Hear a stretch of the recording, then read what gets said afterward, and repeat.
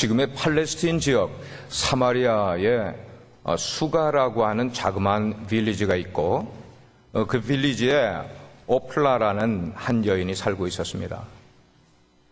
이 여인이 한 번은 물을 깃기 위해서 동네 우물가가 있는 곳으로 물 항아리를 메고 머리에다 이고 거기에 갔어요. 근데 물을 깃는 가운데 한 나그네를 만나게 됩니다. 근데 그 나그네가 이 여인과 대화를 나누면서 아주 이상한 처음 듣는 얘기를 해줬어요. 이 여인은 육신의 갈증을 해결하기 위한 물을 길러 우물가에 나왔는데 그 나그네 선생이라는 분이 들려주는 얘기는 이 우물에서 깃는 물을 마시면 다시 목이 마르려니와 내가 주는 생수를 마시는 자는 그 속에서부터 생수가 계속 솟아나 영원토록 물을 마시지 않아도 살 수 있다는 얘기를 들려주었어요. 인생에 사람들의 눈치를 보면서 뭔가 꺼림칙한 인생을 살아가던 여인, 사람들하고 제대로 교제하지도 못한 채로 살아가던 이 불쌍한 여인, 그 생수라는 말을 듣게 될 때 마음에 온몸이 오그라드는 것과 같은 놀라운 충격과 도전을 받게 됩니다. 처음 들어보는 그 리빙 워터, 생수라는 말을 듣게 됐을 때에 자기의 인생 속에 숨겨뒀던 모든 것들이 한순간에 드러나는 것과 같이 부끄러움을 느끼면서 그 생수에 대한 갈급함을 이렇게 표현하게 되었어요. 주님, 선생입니다. 랍비여. 나그네를 처음 보는 사람이었지만 랍비여, 내게 바로 그 생수를 주시기 원합니다. 그 생수를 내가 마시고 영원토록 내가 목마르지 아니하고 내가 여기에 다시 물길로 오지 않아도 될 수 있을 그 생수를 내게 주시면 좋겠습니다. 어찌 보면 이 여인은 지금 그 나그네 선생에게 생떼를 쓰고 있는 것이에요. 여러분의 인생에서 여러분이 정말로 목말라하는 어떤 것 때문에, 여러분이 정말로 세상을 살면서 갈증을 느끼는 어떤 것 때문에 생떼를 써본 적이 있으십니까? 이 여인은 생떼를 쓰고 있는 것이에요. 왜 그렇게 할까? 왜 처음 보는 사람에게 생떼를 쓸 수밖에 없는 것일까? 자기 인생의 목마름을 해결받기 원하는 마음이 있었기 때문에.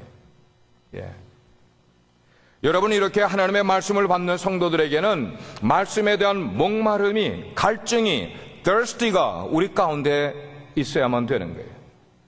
우리가 여기에 나올 때 그냥 나오는 것 아니라 우리 마음 가운데 그런 갈급함, 목마름을 가지고 나와야 돼요. 왜 그렇습니까?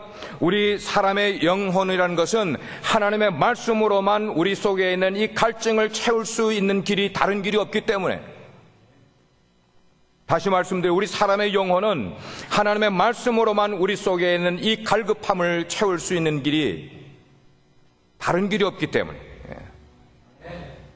20년 전 제가 중국 땅을 처음 밟았을 때는 공산권 아주 심할 때였어요.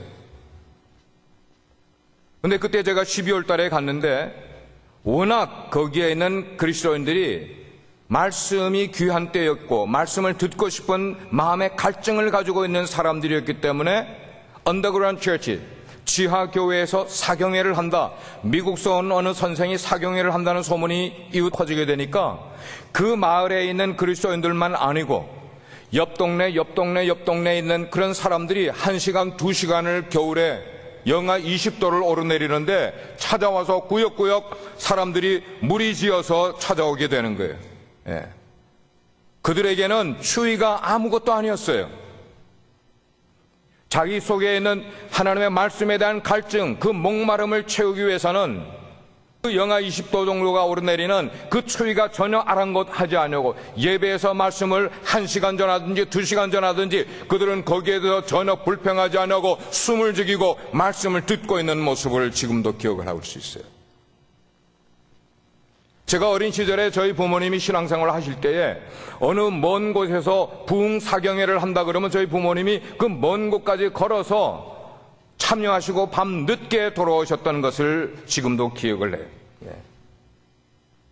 왜 그런 일들이 일어나게 될까? 한 가지밖에 이유는 없어요. 말씀에 대한 목마름이 있었기 때문이었어요. 예. 이렇게 말씀에 대한 목마름이 있는 사람들은 당연히 은혜를 받게 되어 있어요. 우리가 하나님의 말씀을 듣는 자리에 모이게 될 때에 그냥 오는 것과 목마름을 가지고 오는 것과는 천지 차이가 날 수가 있단 말이에요. 믿으시길 바랍니다. 여러분의 마음을 점검해 보시길 바랍니다. 오늘 여러분들이 여기에 나오실 때 목마름을 가지고 나왔는지, thirst of the word of God, 그런 갈증이 내 가운데 있었는지 한번 생각해 보시길 바랍니다. 저는 여러분께 아주 strongly encourage 하기를, 여러분이 예배에 나오실 때마다 말씀에 대한 목마름을 나에게 주십시오라고 기도하는 가운데 이 예배를 시작하는 분들 되기를 주님의 이름으로 축원합니다. 여러분, 이 세상에 우리의 인생은 하나님의 학교라고 생각을 하시면 돼요. 그래서 모든 사람들은 하나님을 스승으로 모신 그런 학생들과 같은 삶이라고 생각하시면 돼요. 오늘 우리가 읽은 4절 말씀에 이런 말씀이 나와 있어요. 아침마다 깨우치시되 나의 귀를 깨우치사 학자같이 알아듣게 하시도다. 여러분, 이 말씀을 묵상을 하면은 어마어마한 내 삶의 은혜를 받을 수 있는 말씀이 이 속에 포함이 되어 있어요. 여러분, 이 말씀 속에 숨어있는 그런 의미들을 깨달으십니까? 말씀 속에 숨어있는 의미를 알고 계시냐고요? 이 말씀을 묵상을 해보니까 학생과 같은 우리들이 인생을 살아갈 때에 하나님의 그 말씀 대하는 우리의 모습이 벙어리와 같다는 표현이 나와 있어요. 소경과 같다는 모습이 여기에 나와 있단 말이에요. 아니, 귀 같다는 표현이 여기에 나와 있어요. 여러분 발견하고 계세요? 예. 우리는 아까 학생이라고 제가 얘기했어요. 하나님 앞에서 우리는 학생들이다. 근데 그 학생들이 무슨 학생들이냐? 귀머거리 학생들이란 말입니다. 귀머거리예요, 귀머거리. 귀머거리가 뭐예요? 소리가 들려도 들을 수 있어요, 없어요? 못 듣는다는 것이에요. 예. 안타까운 거예요. 그러나 우리이신 하나님께서는 너무나 자비로우신 분이라 여기 말씀 보니까 나의 귀를, 내가 귀머거리와 같은 모습인데 나의 귀를 깨우치사 그분의 가르침을 알아듣도록 도와주신다는 거예요. 아멘입니까? 예. 우리는 귀머거리 같은 상태로 하나님의 말씀을 듣지도 못하고 우리는 소경과 같은 상태로 하나님의 기적과 이상이 일어나도 그거를 깨닫지 못하고 살아가는 어리석은 그런 삶을 살아가는 데 불구하고 우리 하나님께서는 우리의 귀를 깨우쳐 주셔서 우리가 듣는 말씀을 깨닫게 만들어 주신다 이 말이에요. 예. 지금 이사야 선지자는 바로 그런 형편을 이스라엘 백성들에게 말하고 있었어요. 여러분들아, 너희들의 귀가 둔하고 너희들의 마음이 어두워졌구나. 너희들의 영이 지금 소경과 같이 되었구나 라는 것을 한탄을 하면서도 하루 끝나자고 그 다음에 뭐라고 그랬어요? 그러나 하나님께서 그런 우리의 막힌 귀를 어떻게 해주신다는 거예요? 열어주셔서 우리의 생각이 어두운해서 깨닫지 못하는 것을 깨우치게 해주셔서 우리로 하여금 하나님의 뜻을 알게 만들어 주신다는 것이에요. 그러면 여러분, 우리의 귀가 왜 막혀 있는 걸까요? 우리의 귀가 왜 막혀 있어서 하나님의 말씀이 들리지 않는 걸까요? 예, 우리의 귀가 들어야 될 것은 듣지 않는 대신에 듣지 말아야 될 너무 세속적인, 정욕적인, 세상적인 것들로 너무 우리의 귀가 많이 들려 있어서 우리의 귀가 하나님의 말씀에는 막혀버린다는 거야. 막혀버린다는 거야. 예. 그런 것 때문에 우리의 귀를 하나님께서 열어주지 않으시면은 우리는 그분의 가르침을 스스로 들을 수가 없어요. 들을 수가 없을 뿐만 아니고 스스로 깨닫지도 못하는 거야. 어리석은 삶을 살아가게 되는 거야. 얼마나 안타까운 일이에요. 예. 하나님께서 이렇게 우리가 영적인 위기에 처해 우리의 귀를 뚫어서 하나님의 말씀이 들리게끔 만들어주시는 은혜가 그래도 아침마다 하나님의 말씀을 사모하는 자들을 통하여서 말씀이 들리게 만들어준다고 말씀하고 있어요. 그러므로 우리의 귀는 아침마다 새롭게 열려야 될 필요가 있음을 믿으시면 아멘 하시기 바랍니다. 아침마다 우리의 귀가 열려야 되는 거예요. 아침마다 뉴스의 귀가 열리는 게 아니라, 아침마다 비즈니스 하는 거에 우리의 눈이 띄어지는 것 아니라 먼저 하나님의 말씀에 우리의 귀가 열려야만 되는 거예요. 이렇게 우리가 아침마다 하나님의 음성을 들으려면은 우리 신앙이 좀 부지런해야 돼요. 그냥은 안 돼요. 좀 부지런해야 돼요. 남들이 잘 때도 나는 좀 일어나야 그 일어난 시각에 아침에 하나님의 음성을 들을 수 있게 되는 거야. 이사야를 연구하는 학자들은 이사야 책 속에 4가지의 종의 노래, 영어로 말하면 Songs of the Suffering Servant, 4가지 종의 노래가 있다고 설명을 하면서 오늘 우리가 읽은 본문은 그 4가지 중에 3번째 종의 노래의 내용을 우리에게 소개를 해주고 있어요. 지금 읽은 이 말씀은 유다 백성들이 바벨론의 포로로 잡혀가서 온갖 종살이를 하고 고난을 겪고 있는 그런 시대적 상황을 우리에게 보여주고 있어요. 아니 웬일입니까? 하나님의 택한 백성들인데 적어도 하나님을 모르는 백성들보다 더 잘 살고 더 부유해지고 더 강해져야 될 나라들인데 하나님의 택한 백성이라고 잡아던 이 유대 백성들에게 갑자기 들이닥친 이 민족적인 환난, 민족적인 이 불행을 받아들이기가 너무나 어려운 거야. 북이스라엘은 이미 BC 722년에 아수르, 지금의 시리아에 다 망해버렸어요. 남쪽 유다 땅도 BC 586년에 지금의 이라크, 바벨론에게 함락을 받았어요. 그리고 그 유다 땅에 있는 많은 쓸만한 젊은이들은 포로로 바벨론으로 압송되어 갔었어요. 여러분, 이런 민족적인 불행을 어떻게 해석할 수 있겠어요? 우리가 하나님을 믿으면 하나님을 믿지 않는 사람들보다 더 잘 살아야 되고, 우리의 원하는 것이 더 해결이 잘 돼야 되고, 정이 잘 돼야 되고, 내가 하는 비즈니스가 잘 되고, 내가 하는 학업이 더 나아져야만 되는데, 그것과는 상관없는 어려운 일들이 우리에게 닥칠 때 어떻게 이해가 되냐는 말이에요. 어떻게 해석하시겠어요, 여러분들? 이스라엘 백성들은 지금 포로로 잡혀가 있어서 온갖 환난과 갈등과 그리고 번민과 좌절 속에 지금 빠져있는 모습이었어요. 자, 그럴 때에 선지자의 말이 그들에게 들리는 거예요. 우리 민족의 불행은 우리의 죄악 때문이라. 여러분 한번 저를 따라 복창하시길 바랍니다. 우리 민족의 불행은, 좀 더 크게, 우리 민족의 불행은 우리의 죄악 때문이라. 비록 짧은 외침이었지만 이 짧은 외침이 이제까지 하나님을 이그노하고 살아가던 이스라엘 백성들에게 무언가를 볼 수 있는 눈을 열어주는 말씀이 된 것이었어요.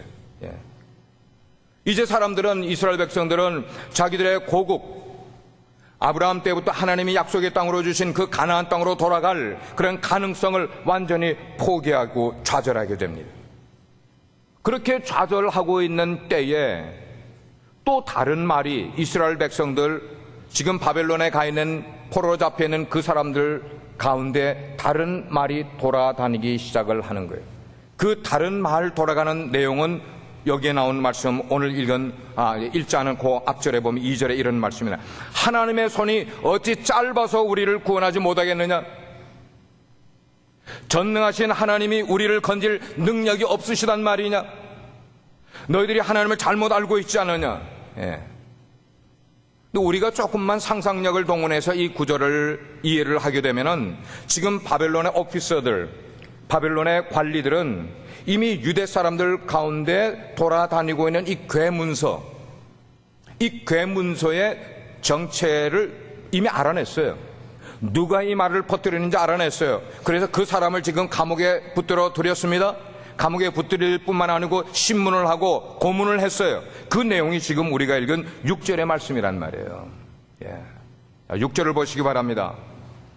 나를 때리는 자들에게 내 등을 맡기며 나의 수염을 뽑는 자들에게 나의 뺨을 맡기며 모욕과 침뱉음을 당하여도 내 얼굴을 가리지 아니하였다 말하고 있어요. 지금 보니까 등을 때리고, 그리고 수염을 뽑고, 그리고 뺨을 때리고 침을 뱉는 이런 수모와 그리고 모욕을, 고문을 당하면서도 이 사람은 전혀 당당하고 있다는 거예요. 두려워하지도 않고 있어요. 그 어려움을 피하려고 발뺌하거나 그렇지도 아니하고 있어요. 이 사람은 감옥에 있는 가운데도 여전히 희망을 버리지 않고 있어요. 오히려 하나님의 백성을 잡아다가 지금 모욕을 주고 있고, 그리고 고문을 하고 있는 바로 그 바벨론 사람들을 향해서 외치기를 뭐라고 외치는가? 역사의 주인공은 하나님이십니다. 너희가 지금 우리나라를 이렇게 속국으로 만들었다 할지라도 하나님께서 이 역사를 반드시 바꾸어 놓으실 것이다. 지금 적국의 포로로 잡혀 있고 감옥에 있는 사람이 지금 큰 소리 치고 있어요. 우리의 신앙 가운데, 하나님을 믿는 가운데도 우리에게 시험이 올 수도 있고 시련이 올 수도 있고 어려움과 역경이 올 수도 있을 때 우리도 이렇게 담대하게 외칠 수 있는 믿음이 있습니까? 그게 지금 11절에 나오는 거예요. 11절 같이 한번 우리 읽어보겠어요. 11절 말씀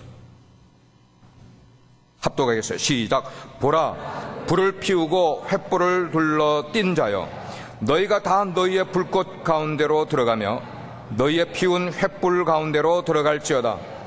너희가 내 손에서 얻을 것이 이것이라. 너희가 고통 있는 곳에 누우리라. 근데 이 표현이 정말로 특이한 표현이에요. 왜냐하면 보통 사람들은 남들이 의심하면은 같이 의심하죠. 남들이 좌절하면은 같은 동료인 우리가 또 같이 좌절을 해요. 근데 지금 이 글을 쓰고 있는 분은 그렇지 않은 거예요. 의심하고 있는 사람들에게 오히려 구원의 희망을 전해주고 있는 거예요. 역사의 주인이신 하나님께서 이 잘못된 역사를 바로 잡아주시리라는 믿음을 그들에게 오히려 선포하고 있단 말이에요. 아, 그렇구나. 이 사람은 지금 자기가 당하고 있는 그 어려운 환경이 조금도 문제가 되지 않고 있는 거예요. 환경적으로, 그리고 영적으로, 그리고 심령적으로 이 사람을 억누르고 있는 그런 여러 가지의 여건들 가운데도 전혀 문제 삼지 않냐고 오히려 그 모진 고문을 당하면서도 당당하고 있는 거예요. 당당하고 있어요. 우리 신앙인들이 오늘을 살아가면서 여기서 배워야 될 게 뭐냐면 질문해 봐야 되는 거예요. 이 사람은 도대체 어떤 마음으로 그런 환경 가운데서도 이렇게 당당할 수가 있을까 이 말이에요. 비굴해지지 않냐고, 슬퍼하지 않냐고, 불안해하지 않고 이렇게 당당할 수 있는 비결이 뭘까 하는 거예요. 여러분, 그게 뭐라고 생각을 하세요? 오늘 본문 4절과 5절이 그 대답이라는 거예요. 그가 당당할 수 있었던 이유를 4절과 5절 때문이라고 말하고 있어요. 주 여호와께서 학자의 혀를 내게 주사 나로 곤고한 자를 말로 어떻게 도와줄 줄을 알게 하시고 아침마다 깨우치시되 나의 귀를 깨우치사 학자들 같이 알아듣게 하시도다. 주 여호와께서 나의 귀를 여셨으므로, 하나님이 내 귀를 여셨으므로 내가 거역지도 아니하며 뒤로 뭐라고 그랬어요? 물러가지도 아니할 것이다. 우리 환경이 어려워지면은 우리는 움츠러들어. 그래요, 안 그래요? 그래요, 안 그래요? 우리를 긍정해야 은혜를 받게 돼 있어요. 나는 아니다 하면은 은혜를 못 받아. 우리 환경이 어려워지면, 아니 그것도 내가 해결할 수 없는 정도의 어려운 환경이 되면은 우리는 슈링크 돼버려요. 움츠러들어. 우리 마음이 움츠러들면은 내 생활의 모든 것이 거부가 돼버려요. 사람들하고 만나고 싶지도 않게 되고 교제도 끊어지게 되고요. 그런데 이 말씀을 말하고 있는 이 선지자는 아침마다 하나님의 말씀을 펴놓고 그 말씀을 묵상하고 깨우치는 삶을 살아가고 있는 거야. 아침마다. 그렇습니다.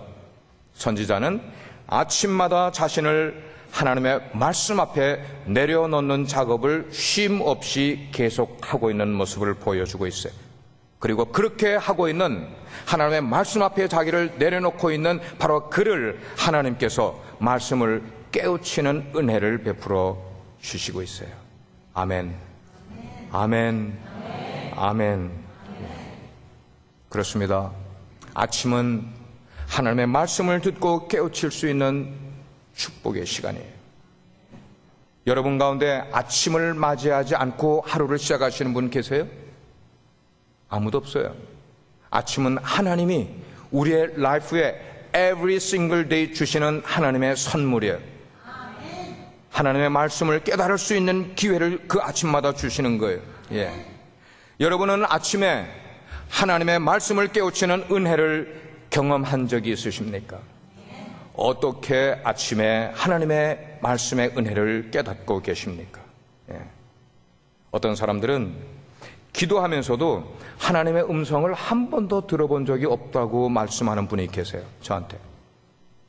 근데 저는 너무 신기해요. 이해가 안 돼요.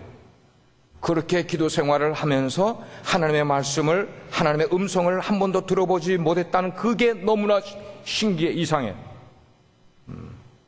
저는 무척 많이 하나님의 음성을 듣기 때문에요. 언제?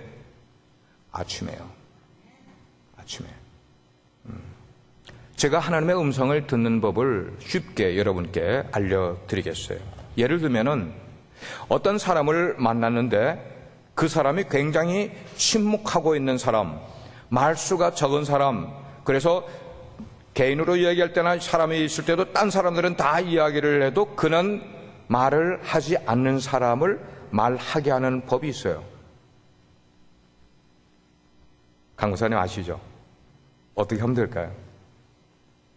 예? 우리 삶에서 다 일어나는 일인데도 질문하면 생각이 안 나죠. 그죠? 예. 침묵하고 있는 상대방을 입을 열게 만드는 가장 쉬운 방법은 그에게 질문하는 거예요. 질문하면 그가 어떻게 해야 돼요? 대답을 해야 되니까. 무슨 말이든지 물어보면은 그 묻는 것에 대해서 대답을 하게 돼요. 아직까지 한 번도 기도하면서 하나님의 들어본 적이 없다고 생각하시는 분들은 그 방법을 써보세요. 기도하다가 하나님께 어떻게 하는 거예요? 물어보시란 말이에요. 하나님은 인격을 가진 분이세요. 우리가 물으면은 대답해 주시는 분이세요. 믿으십니까? 여러분 믿으십니까? 일반적으로 사람들은요, 특히 기도를 잘 한다고 하는 분들인데도 불구하고 그 기도를 할 때에 하나님과 대화를 하지 않고 그냥 자기 기도를 시작을 하고 자기 기도를 끝맺는 분들이 의외로 참 많이 있어요. 예. 그래서 그분에게 기도가 뭡니까? 라고 물어보면은 대답을 하세요. 기도는 하나님과의 영적인 대화입니다. 대답을 맞췄어요. 근데 정작 그분이 기도할 때는 하나님적인 대화를 하지 않는 거야. 대화하지 않으면 어떻게 하는가는 거예요? 그냥 일방적으로 자기 말하고 싶은 걸 다 말하고 또 끝나버리는 거야. 하나님께 내가 기도한 것, 내가 물어본 것에 대해서 들을 기회를 드리지가 않는 거예요. 그런 시간도 하려고 하지도 않아요. 혹시 여러분 가운데 기도를 그렇게 하시는 분들 계시면은 기도의 방법을 수정하셔야 돼요. 예. 여러분들이 여러분의 삶을 하나님께 그냥 리포트하는 내용은 그냥 리포트하면은 하나님이 그냥 다 보시겠지만 하나님께 궁금해서 물어볼 것 있으면은 물어본 다음에는 그 다음엔 대답을 기다려야죠. 하나님의 음성을 들을 때까지 귀를 기울여야죠. 근데 내가 물어봐 놓고 까맣게 잊어버려. 하나님이 언제? 여기 하나님께 물어보는 그런 기도를 드리게 되면은 하나님의 음성을 훨씬 더 쉽게 들을 수 있는 기회를 갖게 될 것이에요. 그렇다고 해서 제가 지금 이야기하는 거 하나님의 음성 듣는다는 게 우리가 육신적으로 지금 제 말하는 것처럼 말하고 하나님이 우리 말하는 것처럼 육신의 음성으로 듣는다는 표현 아니라는 걸 여러분 이해하셔야 돼요. 하나님은 영이세요. God is Spirit. 하나님이 영이시라는 것은, 영이신 하나님의 음성은 우리의 귀로 듣는 것, 그럴 때도 있지만 상당히 어렵게 그렇게 들리지 평상시에 그렇게 들리는 것 아니에요. 영이신 하나님은 영의 채널을 통해서 우리에게 말씀을 주세요. 이 영의 채널이 열려있지 않으면 아무리 우리가 소리를 내서 기도를 하여도 채널이 맞춰져 있지 않으면 들리지가 않는다는 거예요. 그러니까 맨날 자기는 기도를 했는데 하나님이 말씀 안 하신다는 거예요. 지금 듣고 있는 여러분 가운데 대부분이 그렇게 기도 생활을 하고 계신지 모르겠어요. 영의 채널이 안 맞아. 사도 바울은 일찍이 그 사실을 깨달았어요.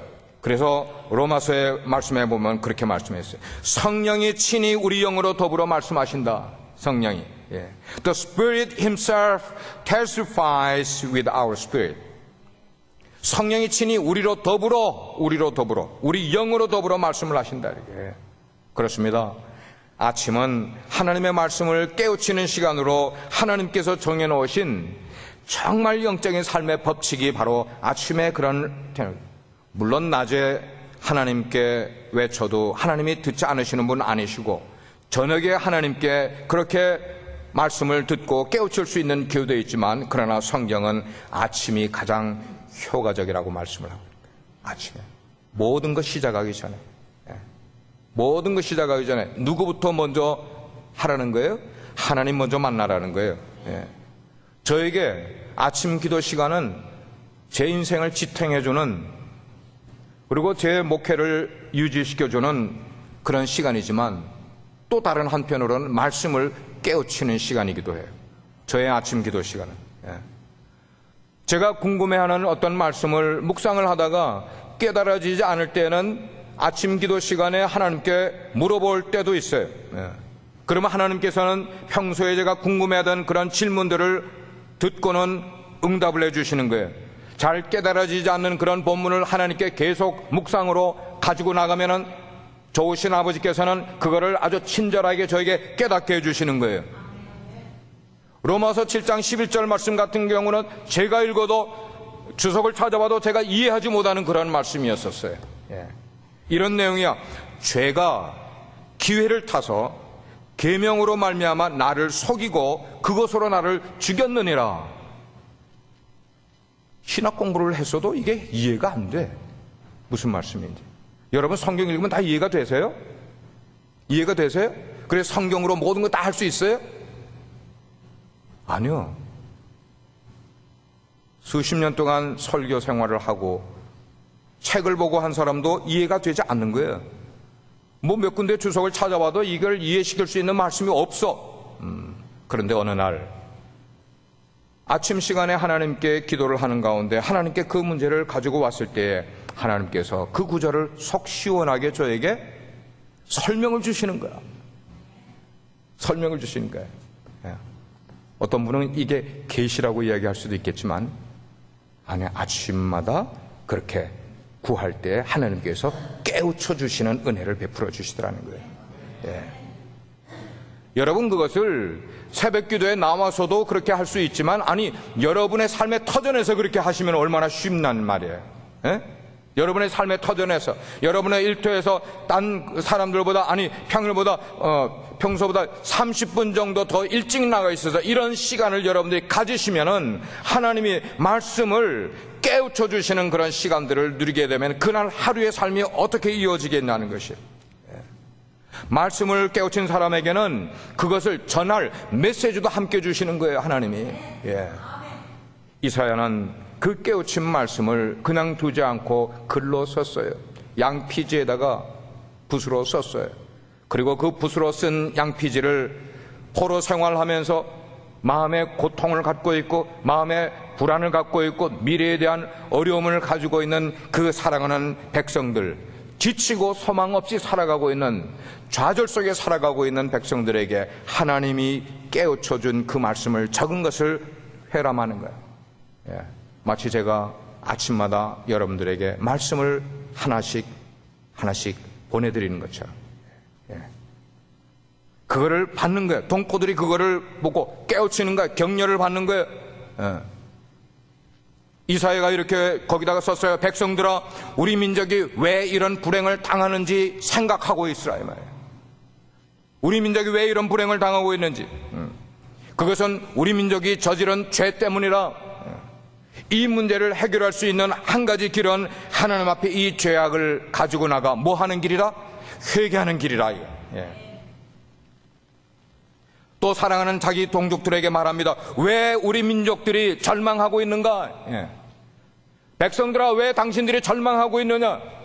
하나님을 믿는 사람들은, 하나님께 소망을 둔 사람들은 절대로 절망하지 않는 건데, 하나님은 우리 민족을 결코 내버리지 않으실 텐데, 그런즉 하나님을 소망하고 살아가라, 이 말이에요. 예. 지금 이민생활 하시는 여러분들에게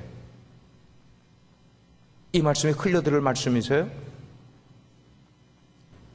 여러분의 신분 문제나 여러분의 재정 문제나 여러분의 자녀 문제나 어떤 이런 삶을 우리가 살아가고 있는 우리들에게 지금 이 메시지가 그냥 흘려들을 말씀이냐고요?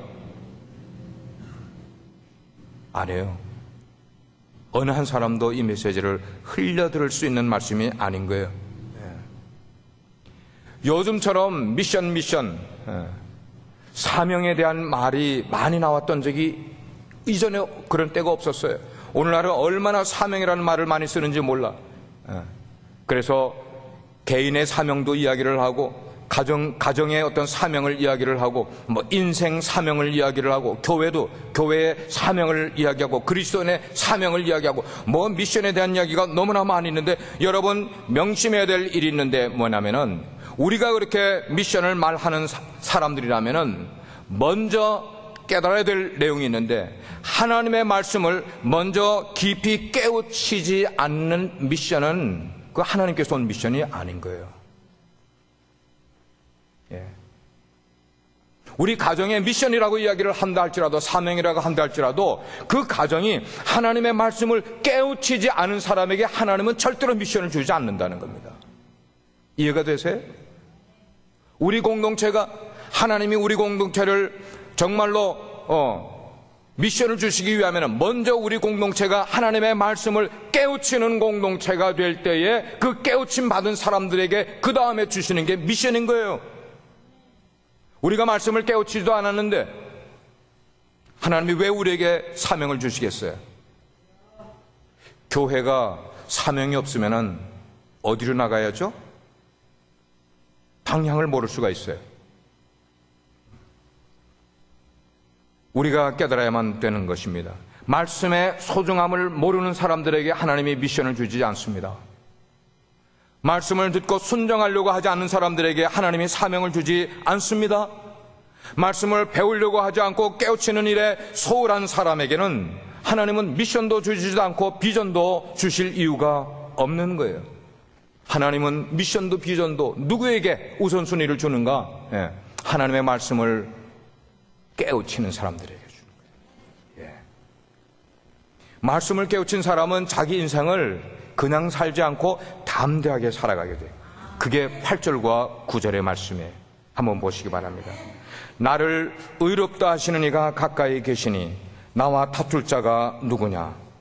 나와 함께 설지어다. 나의 대적이 누구냐? 당당하게 내게 가까이 나올지어다. 주 여호와께서 나를 도우시리니 나를 정죄할 자가 누구냐? 예. 지금 이사야 선지자는 자기가 하나님의 뜻대로 살아가는 이상 하나님은 언제나 자기 편이라는 것을 말하고 있어요. 예. 그리고 하나님이 자기를 의롭다고 하시게 되면은 이 세상이 아무리 자기를 어떡하려고 해도 어쩌지 못한다는 것을 말씀을 하고 있는 내용이에요. 사도 바울도 진즉 그것을 깨달았어요. 그래서 로마서 8장 이하에 보면은 이런 말이 있어요. 그런즉 이 일에 대하여 우리가 무슨 말하려? 만일 하나님이 우리를 위하시면, 이 중요한 게 이거예요. 만일 하나님이 우리를 위하신다면 누가 우리를 대적하려? 의롭다 하시는 이는 하나님이시니 누가 우리를 뭐하려? 정죄하려. 여러분, 이렇게 우리가 인생을 살 수 있는 비결이 뭐냐? 오늘 말씀 가운데 나와 있는 거예요. 바로 그거예요. 아침마다 하나님의 말씀을 깨우치는 자는, 아침마다 하나님의 말씀을 깨우치는 것, 그래서 말씀 안에서 하나님과 깊이 교제하는 삶을 살아가는 것. 살아가는 우리 성도 여러분, 하나님은 멀리 계신 낯선 분이 결코 아니세요. 오늘 말씀에도 그렇게 나와 있어요. 하나님은 나와 가까이 계시는 분이세요. 그분을 날마다 체험하는 삶이 중요한 걸 믿으시면 아멘 하시길 바랍니다. 날마다 내 가까이 계신 하나님을 체험하면서 살아가는 것. 그러면 내 상황이 어쩔지라도 불평이 나올 이유가 없죠. 하나님이 곁에 계신데 왜 불평이 나와? 이것이 우리 인생을 담대하게 살아가는 비결입니다. 뿐만 아니라 하나님의 말씀을 깨우친 사람은 하나님 중심의 세계관을 가지고 살아가게 되어 있어요. 그게 11절 말씀이에요. 아까 제가 11절 말씀 한번 인용을 했어요. 다시 인용을 할 때 제가 똑같은 구절을 현대어 성경으로 한번 가지고 와봤어요. 그러나 불을 피우고 인도를 달구어 주님의 종들을 고문하는 것들아, 너희가 판 그 불구덩이에 너희가 들어가 죽고 너희가 달고 놓은 그 쇠꼬챙이에 너희가 찔려 죽을 것이다. 너희가 고통을 당하며 죽도록 여호와께서 세계 역사를 바꾸어 놓으실 것이다. 여기 너희가 누구예요? 이스라엘을 억압하고 있는 바벨론을 말하고 있어요. 바벨론은 그걸 모르잖아요. 그 당시에 세계 판도는 바벨론을 중심으로 제국이 형성이 돼서 세계의 중심이 바벨론 제국을 중심으로 이루어지는 바로 그때에 하나님께서 이 역사의 중심이 된다고 담대하게 선포할 수 있는 그런 놀라운 믿음. 아침마다 하나님의 말씀을 깨우친 사람에게서 나온 담대함이었어요. 저는 우리 모든 성도님들이 인생을 주눅들지 말고 움츠러들지 말고 상황이 지금 어떻든지 상관하지 말고 이런 담대한 이사의 심정을 가지고 그런 패션을 가지고 살기를 주의 이름으로 축원드립니다. 여러분의 삶을 하루하루 이어지는 그런 거에만 집착하지 마시고 이 세상의 주인 되어주시고 이 우주의 주인 되어주시고 그런 운명을 쥐고 계신 분이 누구냐 하는 것을 알고 나가시라는 거예요. 오늘은 어떻게 살까? 오늘은 매상이 어떨까? 뭐 여기에만 급급하는 삶이 아니라 내 인생의 모든 것이 속해 있는 이 세계의 운명은 어떻게 돼? 이 운명을 누가 쥐고 계시냐 이거예요. 저는 여러분을 볼 때마다 이런 생각을 가져요. 우리 성도님들이 좀 기독교 세계관을 바로 가지고 여러분의 가정 속에서도 기독교 세계관이 좀 드러날 수 있는 가정을 가지시고 여러분이 사업을 경영하는 사업 속에서도 기독교 세계관이 좀 드러난 사업을 하시고 우리 학생들은 대학 공부를 할 때 기독교 세계관이 확립된 모습으로 공부를 좀 해보시고 우리가 이 세상을 하나님 뜻대로 경영할 수 있는 하나님 중심의 사고방식을 좀 가지고 우리의 상황들을 헤쳐나갈 수 있는 그런 믿음의 사람들이 될 수 있으면 좋겠어요. 누구처럼요? 요셉처럼, 다니엘처럼, 사도 바울처럼 그들의 환경이 얼마나 나빴었는데도 그들은 그걸 다 이겨내지 않았습니까? 왜? 기독교 세계관을 바로 갖고 있었기, 하나님 중심의 세계관을 갖고 있었기 때문에. 이런 분들이 우리 청년들 가운데 좀 나왔으면 좋겠고 우리 성도들 가운데 좀 나왔으면 좋겠어요. 그런 사람들이 되기 위해서 우리는 어디서부터 무슨 일을 시작해야만 그런 사람들이 될 수 있을까? 제가 여러분께 말씀드리기는 아침에 하나님을 찾고 그분의 말씀을 의지하는 삶을 살면은 나도 그런 사람이 될 수 있다. 오늘 말씀을 종합해 보겠어요. 아침은 하나님의 말씀을 깨우치는 시간이에요.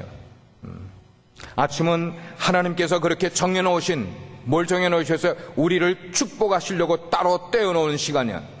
그 아침에 하나님을 만나야 되는 거예요. 그래서 아침마다 하나님의 말씀을 깨우치는 일에 기쁨으로 헌신하는 여러분 되기를 바라요. 특별히 우리 교회 사역자들이 좀 그렇게 됐으면 좋겠어요. 우리 교회 목자님들과 우리 교회 재직들이 좀 하나님의 말씀에 헌신된 분들이 됐으면 좋겠어요. 마치 뭐처럼요, 사슴이 새벽마다 일어나 우물을 찾으면서 갈증을 하면서 헐떡거리면서 물을 찾는 것처럼 하나님의 말씀을 사모하는 사람들로 가득한 우리 교회. 그래서 우리가 4절 말씀을 같이 한번 복창으로 읽어보도록 하겠어요. 4절 말씀 여기 파워포인트 보시면서 같이 시작. 주 여호와께서 학자들의 혀를 내게 주사 나로 곤고한 자를 말로 어떻게 도와줄 줄을 알게 하시고 아침마다 깨우치시되 나의 귀를 깨우치사 학자들같이 알아듣게 하시도다. 이렇게 고백했던 이사야의 패션, 그 열정을 우리 빗소 모든 사람들이 함께 나눌 수 있는 여러분 되기를 주의 이름으로 축원합니다. 머리를 숙이시기 바랍니다. 이 시간에 우리가 한번 통성으로 기도하겠습니다. 정말 기도할 때 내 영혼을 다 내어놓고 내 인격을 다 내어놓고 하나님께 기도하겠습니다. 하나님이여, 저로 하여금 아침에 하나님을 찾는 사람 되게 해주옵소서. 내 하루의 일과 가운데 어떤 일을 시작하기 전에 먼저 하나님을 찾는 자 되게 해주십시오. 그리고 오늘 하루도 온전히 하나님을 의지하는 신앙을 가진 자가 되게 해주십시오. 이 두 가지만 가지고 하나님을 찾는 자 되게 해주십시오. 아침에.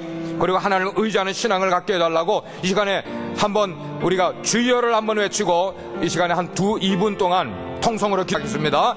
주여, 주의 아버지 하나님,